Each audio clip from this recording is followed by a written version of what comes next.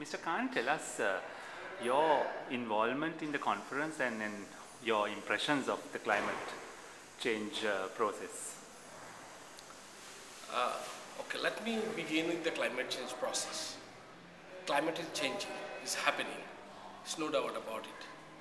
The global community has recognized that due to the climate change, developing countries would affect the most. And particularly, these developed countries and small island countries, and then the developed countries in the long run. Considering that climate change impact and connecting those impact to this conference, the livelihood resilience is very important and significant. We have to think the resilience part of the livelihood issues. Generally, when we work for the livelihood, we go for a short-term basis. We do not think about the resilience of the community, resilience of the ecosystem as a whole. We need to connect these two resilience together if you want to make a sustainable ecological system.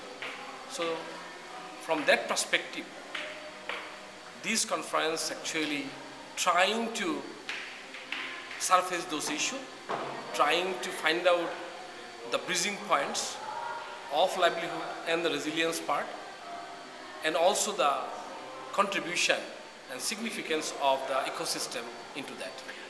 You work for the Ministry of Environment in Bangladesh. What's the position where Bangladesh is concerned? Yes, I'm working for the Ministry of Environment and Forests, Government of Bangladesh, and also I'm very much involved with the climate change negotiation. From Bangladesh positions, we are very clear on certain issues like the increase of temperature. We want to see that the increase of temperature should limit 1.5 degree. It should be well below 2 degrees. We want to see that the common but differentiated responsibility of the developed countries, so that they must pay for the developing countries for their historical reason.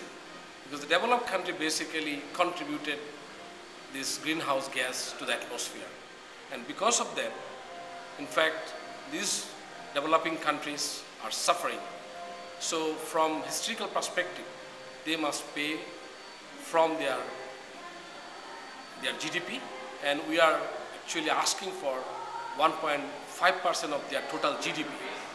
But you know that the negotiation process is going on.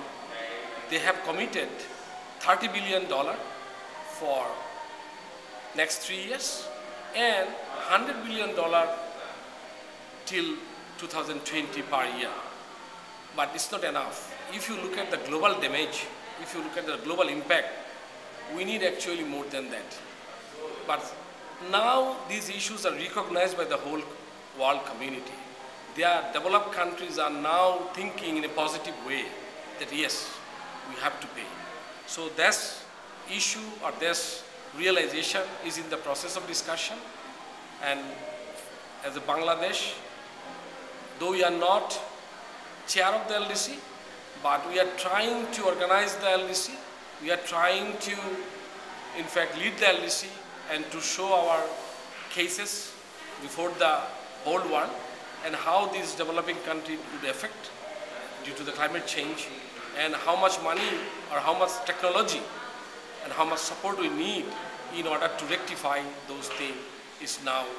We are trying to convince the whole globe to provide that kind of support to this. While you do that at the global level, what are your actions at national and local level? Well, it's a very good question. At the national level, what we did actually, we have created a fund from our own sources. It's called the Climate Change Trust Fund.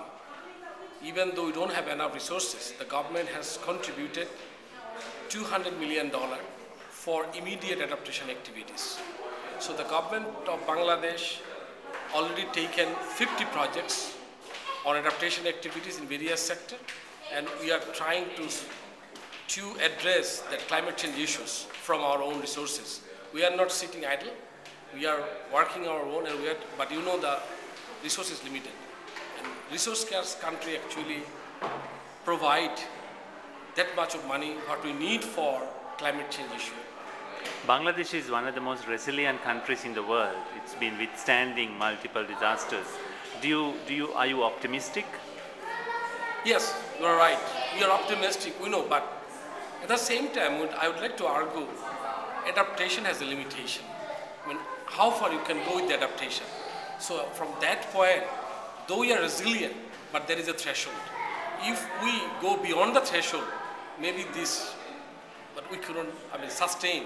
So from that point of view, we need to consider the threshold level, and we need to consider that we need to work immediately in order to address that climate change issue.